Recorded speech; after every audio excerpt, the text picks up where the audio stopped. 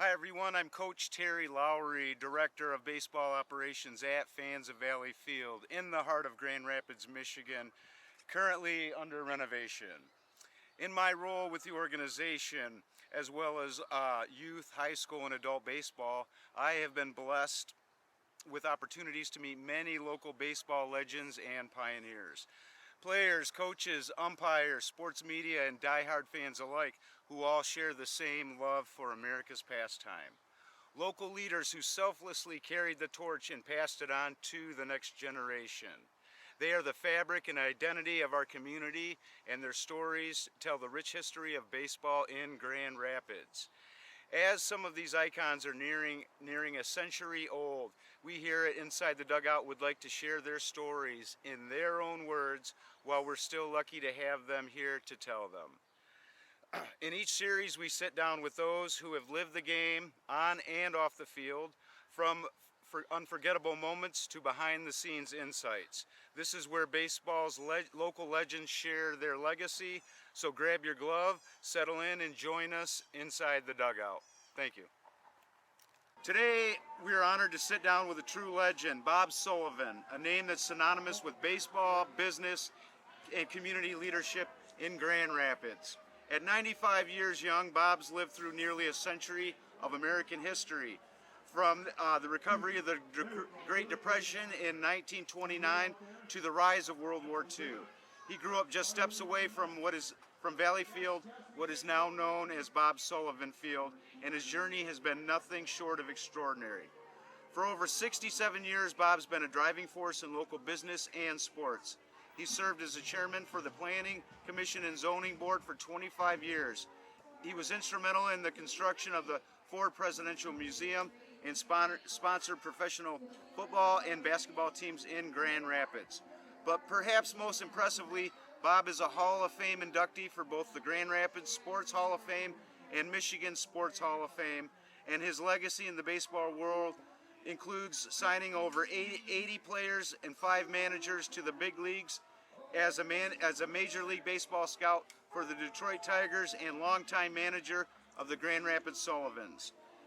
We'll hear about the people who have shaped his career, how he fought for kids with no voice or advantage, and what it was like to play a pivotal role in the development of sports in our community. So settle in and join us as we go inside the dugout with the one and only Bob Sullivan. We're back. I'm Coach Terry Lowery, Director of Baseball Operations at Fans of Valley Field, and your host as we dive into the stories that shape local business history. I'm honored to introduce our first series guest and namesake to this historic ballpark, Mr. Bob Sullivan. Welcome, Bob, and please let me thank you for your service to your country and our community. As this is our first episode of Inside the Dugout, there was no question as who our first guest would be. So Bob, I have some questions for you. Sure. When did you start the Sullivans team and why? I played for the Grand Rapids Gas Company, played shortstop for them, and after a year and a half, they lost their sponsor. The unions made them stop sponsoring a team, so I stayed on as a player and sponsor. I took over and sponsored a team and named it Sullivans, and that was the start. I did manage, I only played and sponsored. Pete Polis, the catcher on the team, was our manager, and after 3 or 4 years of playing, I knew more than the manager, I guess, so I started to manage the team, and for the next, 50, 60 years I coached for about, I played another 20 years, but I managed the next 50 or so. Wow, incredible. And Bob, what were 3 of your greatest baseball memories? Or a few? Oh, winning all those state championships, city championships, and 4 international world titles in Europe where we beat Cuba. Yep. And 4 national titles, National Baseball Congress titles at Wichita, Kansas, that we also won. You know, for years, Bob, I thought the NBC World Championship was National Broadcasting Company. I was way off. National Baseball Congress. Okay. I was also named the state commissioner for 40-some years, and I controlled and ran the state tournament here for years, every year. Incredible. And the winner would go to Wichita and play in the national tournament. You were well known in Wichita. Thank you, yes. I'm in the Wichita National Congress Baseball Hall of Fame. I'm proud of that also. Incredible. Who were some of your favorite players by position?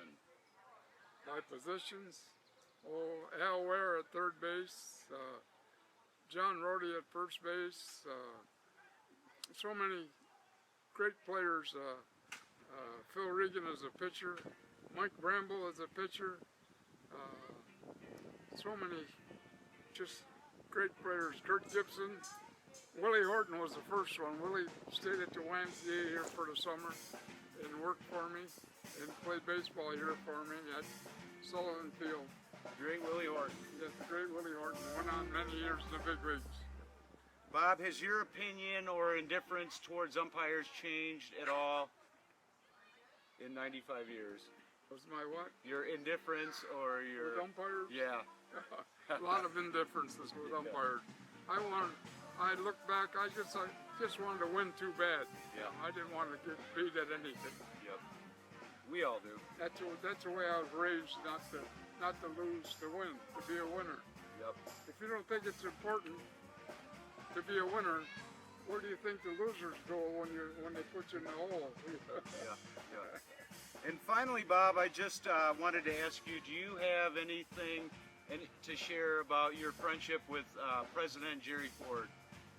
Oh yeah, I'm a good friend of Jerry Ford. I belong to a breakfast club with him that we meet a couple times a month at the Pentland Hotel for breakfast.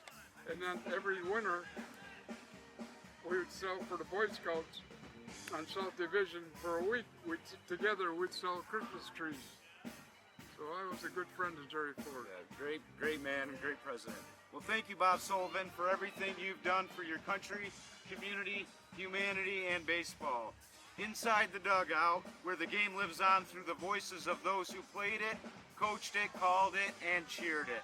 See you on the next one. Terry, I think maybe even I had in the opening that some of the things I've done. One important thing that I did, you know, the city didn't have money to keep their pools open for 2 years. Yep. I paid for all the pools, kept them open for 2 years. Yep. And if Happy birthday! Happy birthday to you. I had an old Bavarian shirt. We had two shirts made. nice. Yeah. Here. Yeah. His